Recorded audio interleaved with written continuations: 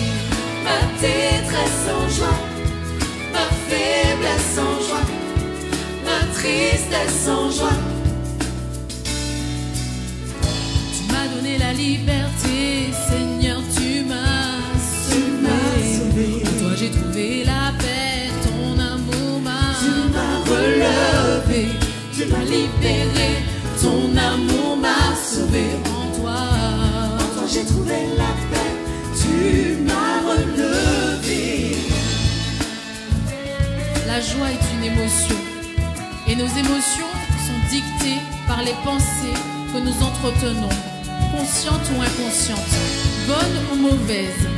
Et donc c'est à ce moment-là que nous devons réaliser que Dieu peut nous offrir cette joie surnaturelle, car elle vient uniquement de son amour. Alors, quelle que soit ta souffrance, ta douleur, ta détresse, pense à Dieu, demande-lui sincèrement sa joie surnaturelle. Il te l'offrira avec tout son amour. Demande-lui, supplie-le, et tes moments difficiles deviendront joie. Ma détresse en joie, ma faiblesse en joie, ma tristesse en joie. Tu as changé ma détresse en joie, ma faiblesse en joie, ma tristesse en joie. Tu as changé ma détresse en joie, ma faiblesse en joie, ma tristesse en joie. Tu as changé ma détresse en joie, ma faiblesse en joie, ma tristesse en joie. Tu as changé ma détresse en joie, ma faiblesse en joie, ma tristesse en joie. Tu as changé ma détresse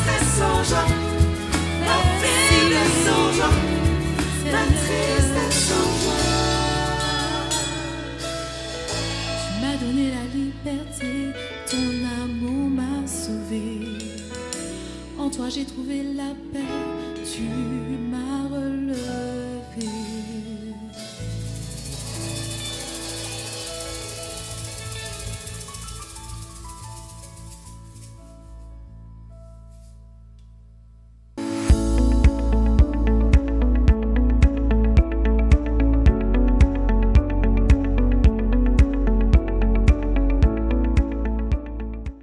Mesdames et messieurs, chers frères et sœurs, alors que nous amorçons le terme de cette semaine de prière dont la pensée centrale est « J'irai faire des disciples », nous bénissons le Seigneur qui nous a visités, qui nous a interpellés.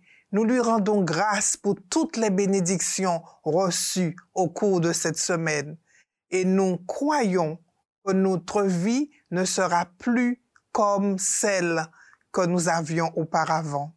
Aujourd'hui, nous avons beaucoup de joie à partager avec vous autour de nouveaux sujets titrés « La joie d'être un disciple ».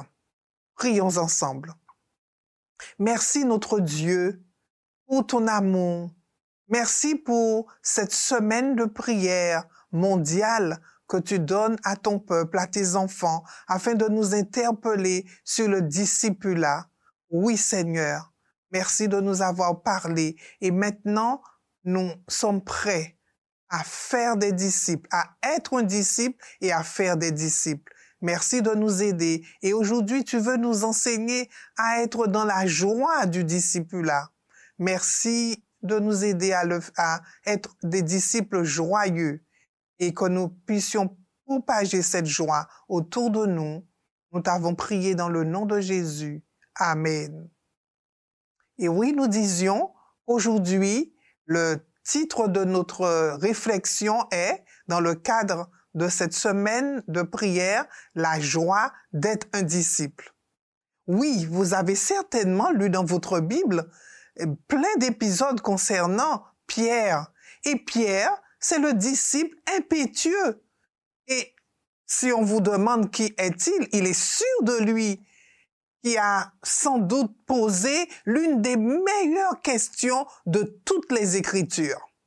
Dans les versets précédents, cette fameuse question de l'apôtre, Jésus répond à la question que lui posait un jeune homme riche. « Maître, que dois-je faire de bon pour avoir la vie éternelle ?»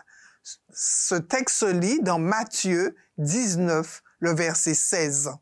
Après avoir énuméré une liste de commandements que le jeune homme devait prendre en considération, Jésus mit le doigt sur une faiblesse spirituelle plus profonde. Si tu veux être parfait, va, vends tout ce que tu possèdes, donne-le aux pauvres, et tu auras un trésor dans le ciel. Puis, viens et suis-moi. Matthieu 19, le verset 21. Le verset 22 présente ensuite la plus triste épitaphe jamais écrite pour un disciple mort-né. Après avoir entendu ces paroles, le jeune homme s'en alla tout triste, car il avait de grands biens. Le commentaire saisissant d'Ellen White sur cette décision fatidique mérite une lecture attentive. Écoutez, s'il avait saisi la valeur du don qui lui était offert, il n'aurait pas hésité à s'enrôler parmi les disciples du Christ. Il faisait partie du conseil des Juifs, ce qui était un grand honneur, et il voulait obtenir le trésor céleste, mais il voulait en même temps les avantages temporels assurés par ses richesses et regrettait que de telles conditions fussent posées, car s'il désirait la vie éternelle, il n'était pas disposé au sacrifice, il n'était pas disposé au prix de la vie éternelle qui lui paraissait trop élevé. Alors que le jeune homme riche s'éloignait tout triste, Jésus se tourna vers les disciples et leur dit quelque chose qui, plus de 2 millénaires plus tard, nous frappe encore. Je vous le dis, en vérité, un riche entrera difficilement dans le royaume des cieux. Je vous le dis encore, il est plus facile à un chameau de passer par le trou d'une aiguille qu'à un riche d'entrer dans le royaume de Dieu. Oh, difficile, n'est-ce pas? Ceci se lit dans Matthieu 19, le verset 23 à 24. Qui peut donc être sauvé? S'exclamèrent les disciples, et vous comprenez leur question au verset 25. C'est alors qu'un Pierre, au visage tout rouge, demanda ce qu'aucun autre disciple n'aurait osé demander. Savez-vous quoi?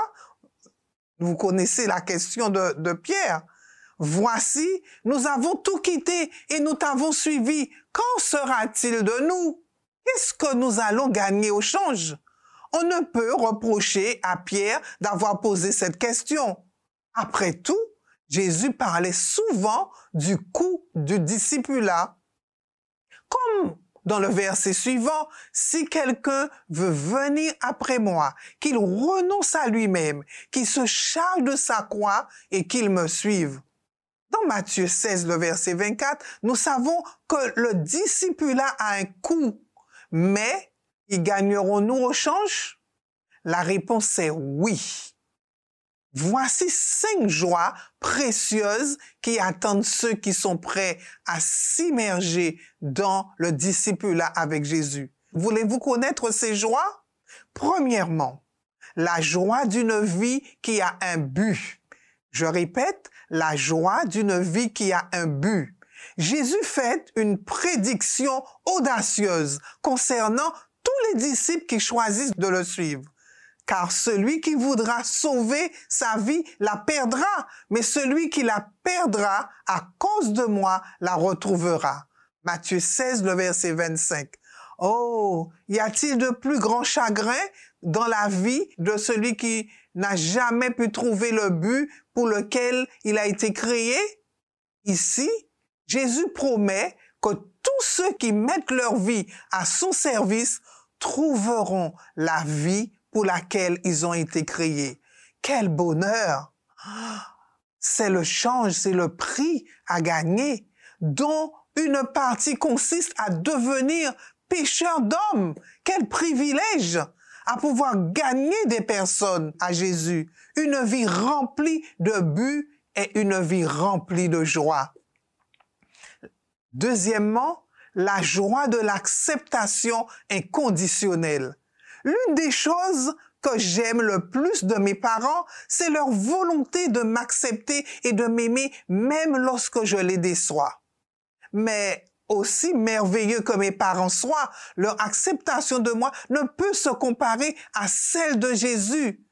Tous ceux que le Père me donne viendront à moi. Celui qui vient à moi, je ne le mettrai point dehors. Jean 6, le verset 37, nous dit-il. Avez-vous ressenti la joie de l'invitation de Jésus?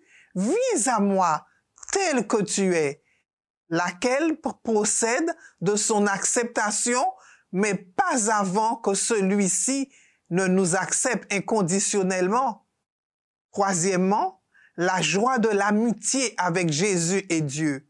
Lorsque nous marchons avec Jésus, nous entrons dans une relation d'intimité avec Dieu, le Dieu de l'univers. Une amitié qui comporte des avantages. Écoutez, je ne vous appelle pas mes serviteurs parce que le serviteur ne sait pas ce que fait son maître. Mais je vous ai appelés amis parce que je vous ai fait connaître tout ce que j'ai appris de mon Père. Jean 15, le verset 15. Toute la sagesse et toute la puissance de l'univers sont à la disposition de chaque disciple qui se lie d'amitié avec Jésus. C'est là une joie qui apporte aussi la paix à plus de disciples fatigués. Voulez-vous cette joie? Voulez-vous expérimenter cette joie?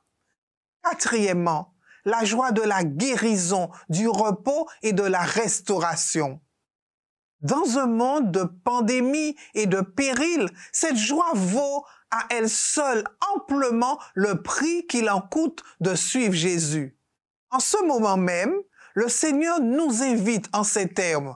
Venez à moi, vous tous qui êtes fatigués et chargés, et je vous donnerai du repos. Jésus nous offre le jour de sa volonté au lieu du jour épuisant du péché. Il nous fait cette promesse: vous trouverez du repos pour vos âmes, car mon joug est doux et mon fardeau léger. La servante du Seigneur, Ellen White, commente cette belle promesse. Le Seigneur ne fait jamais de fausse estimation au sujet de son héritage. Il mesure les hommes avec lesquels il travaille. S'ils se soumettent à son joug, s'ils abandonnent la lutte qui n'a été profitable ni pour eux, ni pour la cause de Dieu, ils trouveront la paix et le repos. S'ils prennent conscience de leur propre faiblesse, de leur propre déficience, ils feront alors de la volonté de Dieu leur délice. Wow! Cinquièmement, la joie de la vie éternelle et bien plus encore. La réponse de Jésus à la question de Pierre représente peut-être la plus grande joie qui soit. Je vous le dis, en vérité, quand le Fils de l'homme, au renouvellement de toutes choses, sera assis sur le trône de la gloire, vous qui m'avez suivi, vous serez de même assis sur 12 trônes, et vous jugerez les 12 tribus d'Israël. Et quiconque aura quitté à cause de mon nom ses frères, ou ses sœurs, ou son père, ou sa mère, ou sa femme, ou ses enfants, ou ses terres, ou ses maisons, recevra le centuple et héritera la vie éternelle. Oh, quel héritage que nous lisons dans Matthieu 19, les versets 28 à 29. Bientôt, tenons-nous bien, très bientôt même, tous les vrais disciples régneront éternellement avec celui qui les a transformés à son image. Amen, disons-nous, et gloire à Dieu. Viens, Seigneur Jésus. Ils éprouveront alors une joie indicible et débordante de gloire. 1 Pierre 1, le verset 8. Oh, soyons prêts à rencontrer notre Dieu. Alors, quelques questions importantes qui devraient nous interpeller ce soir. En quoi pouvez-vous vous identifier au jeune homme riche? Deuxièmement, avez-vous déjà fait un sacrifice pour Jésus et fait l'expérience d'une bénédiction en retour? Vous pouvez partager cela avec un ami, avec votre conjoint, un membre de votre famille, un collègue de travail par exemple. Avez-vous déjà considéré l'abnégation en tant qu'expérience joyeuse? Un sujet de partage également.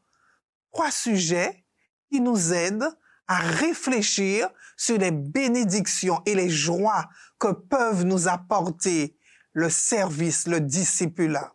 Alors, chacun de nous, enrôlons-nous avec le Seigneur, que rien ne soit trop élevé pour que nous soyons dès maintenant, en 2022, 2023 et jusqu'au retour de Jésus, un disciple.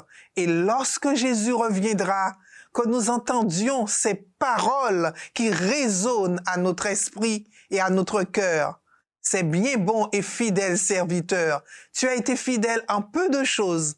Entre dans la joie de ton maître. Voulez-vous entendre le maître lui-même vous prononcer ces paroles d'introduction dans son royaume éternel? Je le souhaite pour moi et pour chacun de vous. Soyons un disciple rempli de joie, de la joie du salut, et que nous communiquions cette joie à ceux qui nous entourent.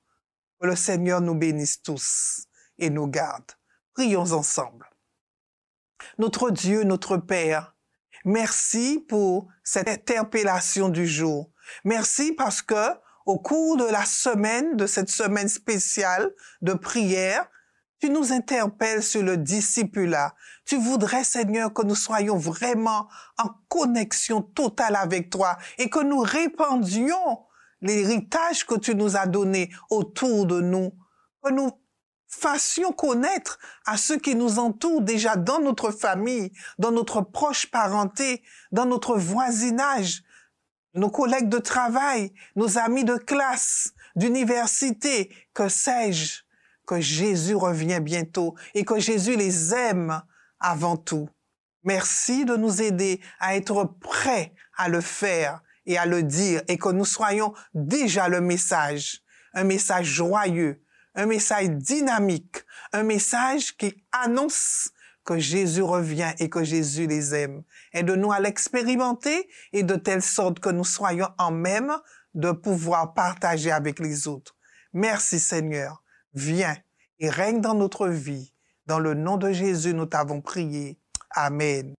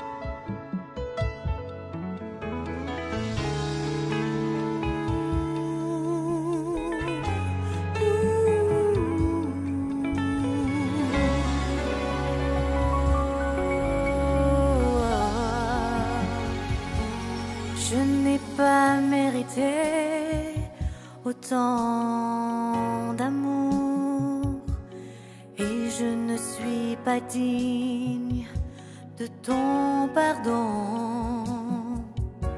Pour moi tu as tout donné, tu t'es sacrifié. Moi je t'aimerai toujours, Dieu d'amour. Je n'ai pas mérité autant d'amour et je ne suis pas digne de ton pardon. Pour moi tu as tout donné, tu t'es sacrifié. Moi je t'aimerai toujours, Dieu d'amour. Je veux t'adorer, mon libérateur, sauveur de l'humanité, venu pour nous délivrer. J'élèverai mes mains vers le ciel, car c'est toi qui dans ma vie est essentiel. Le bonheur à tes côtés est éternel. J'élèverai ma voix pour te célébrer. Tu m'as libéré.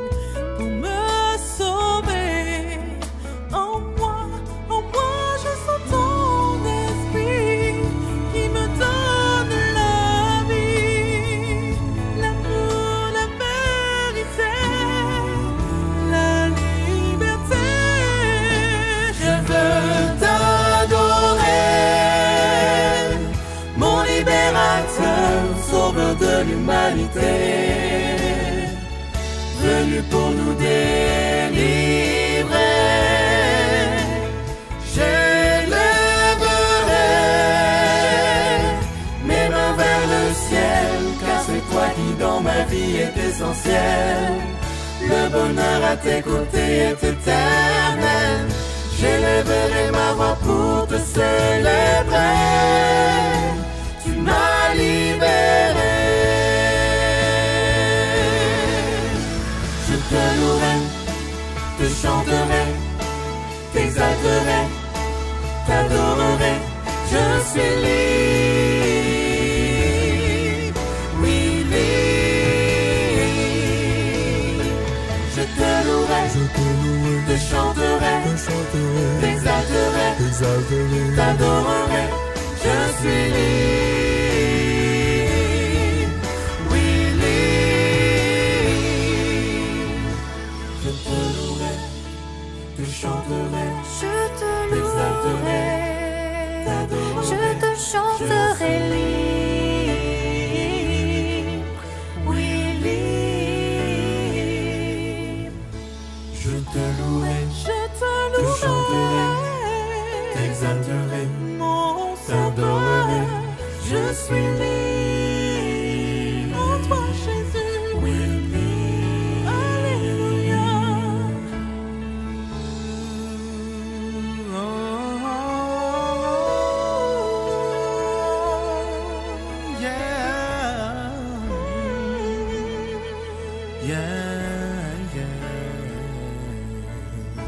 Je te louerai, te chanterai, t'exalterai, t'adorerai, je suis libre.